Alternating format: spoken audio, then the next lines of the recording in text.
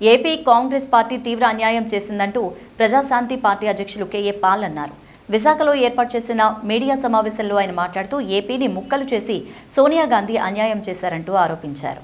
అలాంటి కాంగ్రెస్ పార్టీలో రాజశేఖర రెడ్డి కుమార్తె షర్మిల చేరడం ఆశ్చర్యంగా ఉందంటూ పేర్కొన్నారు. తన హత్యకు ఓ రాజకీయ నాయకుడు కుట్ర చేశారని ఆయన ఆరోపించారు. ఈవిడ పాదపూజ చేయించుకుంటుంది. అందుకే కిరణ్ కుమార్ రెడ్డి ముఖ్యమంత్రిగా పాదపూజ చేశాడు. ముఖ్యమంత్రి అయిపోగానే బీజేపీలో చేరిపోయాడు. హృదయంలో నుంచి వచ్చింది కాదు. తీసినప్పుడు ఆంధ్ర తెలంగాణ అని ఇదిగోండి మీ ఆంధ్రప్రదేశ్కి ఇది అని ఒక్కటేనా నీతి న్యాయం చేసిందా సోనియా గాంధీ?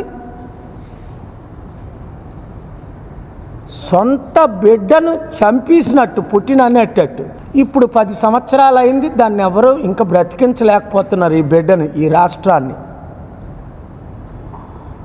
స్పెషల్ స్టేటస్ ఇచ్చిందా? స్పెషల్ ప్యాకేజ్ ఇచ్చారా?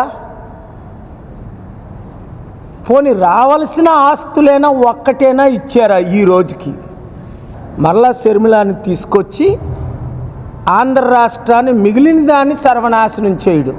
ఈ దేశాన్ని సర్వనాశనం చేసింది కాంగ్రెస్ పార్టీ. 54 లక్షల కోట్లు అప్పు చేసింది కాంగ్రెస్ పార్టీ.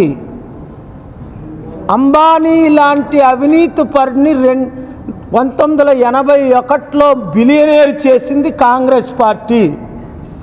అదానీ లాంటి దోచుకునే గజ దొంగను, మన స్టీల్ ప్లాంట్ దోచుకునే గజ దొంగను బిలియనేర్ చేసింది. 8 బిలియన్ చేసింది 2008లో కాంగ్రెస్ పార్టీ.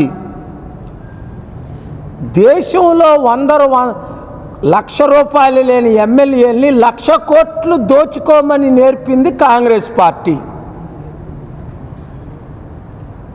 54 సంవత్సరాలు చైనా ప్రపంచానికి అప్పు ఇస్తే 18 ట్రిలియన్, మనమేమో అప్పులు చేసింది కాంగ్రెస్ పార్టీ. అందుకనే మోదీ గారికి, ఈ టీడీపీకి అవకాశం ఇచ్చారు, ఇతర పార్టీలు కేసీఆర్కి.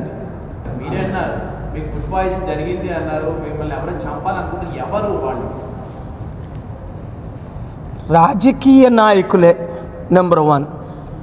ఈ సమయంలో వారి పేరు చెప్పి